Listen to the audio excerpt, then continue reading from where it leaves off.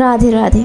पता नहीं, कभी कभी ज़िंदगी के जो सबसे बड़े सबक होते हैं ना, वो सबसे पुरानी कहानियों में छिपे मिलते हैं। आज हम भागवत गीता के ज्ञान का एक डिसीजन कंटेक्स्ट में समझने की कोशिश करेंगे और देखेंगे कि कैसे एक प्राचीन श्लोक हमारी रोज की प्रॉब्लम को कैसे सॉल्व कर सकता है। चलिए, मैं आज बात करने वाली हूँ भगवत गीता के चैप्टर 1 फर्स्ट श्लोक के बारे में। ये श्लोक सिर्फ आजकल के जनरेशन के लिए है। मेरा सिर्फ एक ही मोटिव है, हम सब अपनी लाइफ डिसीजन लें, स्ट्रांग बने और भगवत गीता की टीचिंग से अपनी माइंडसेट बेटर करें। जरा एक सिचुएशन इमेजिन कीजिए। एक तरफ दोस्ती है सालों के साथ और दूसरी तरफ वो इंसान जो सच में सही है, जो ज़्यादा कैपेबल है। ये कैसी सिचुएशन है जहाँ पर्सनल लॉयल्टी, राइट रॉन्ग की पहचान आमने सामने आ जाती है। ऐसे में क्या किया जाए? सच कहूँ, ज़्यादातर केस में क्या होती है, हमारे झुकना अपने की तरफ होती है। हम अक्सर उसको चूज करते हैं जिसको हम जानते हैं, जिसको साथ इमोशनल कनेक्शन है, चाहे अंदर से पता हो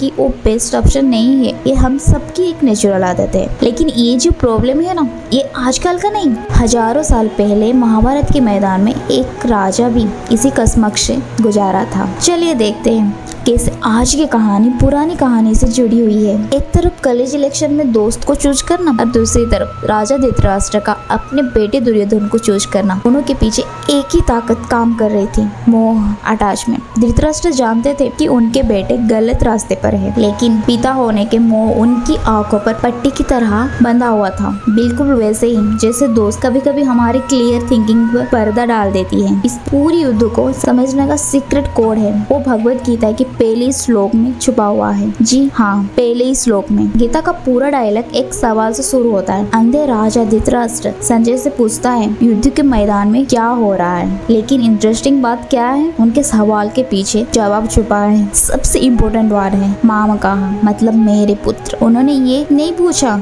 हमारे बच्चे ने क्या किया, उन्होंने पूछा मेरे पुत्र और पांडव के पुत्र ने क्या किया। यही से गेम चेंज हो गया।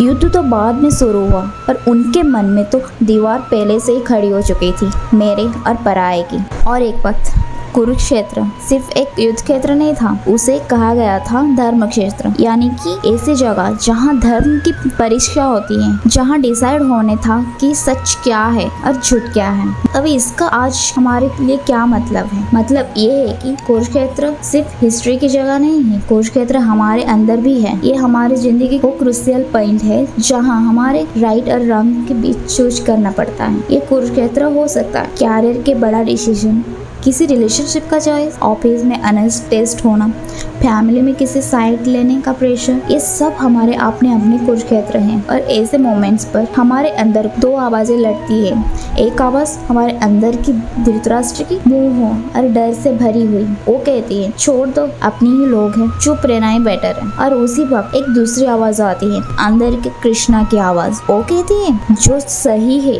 उसके साथ खड़े रहो, रिजल्ट की चिंता मत करो। वो हमारी क्लैरिटी को डिस्ट्रॉय कर देता है। जैसे ही हम किसी इंसान के लिए रिजल्ट से ओवर अटैच हो जाते हैं, राइट और रॉन्ग का डिफरेंस धीरे धीरे ढूंढाला पड़ने लगते हैं। तो सोल्यूशन क्या है? सोल्यूशन है अटैचमेंट के ऊपर धर्मा को चूज करो। लेकिन कहने से आसान, लेकिन करना मुश्किल। तो धर्मा चूज करने का रियल मीनिंग क्या है? धर्मा चूज करने का मतलब है इंटीग्रिटी का साथ जीना। इंटीग्रिटी का मतलब जो कहा वो क्या, कैरेक्टर सिचुएशन के हिसाब से चेंज ना हो, प्रेशर या लालच के सामने अपने वैल्यूज कंप्रोमाइज ना करना।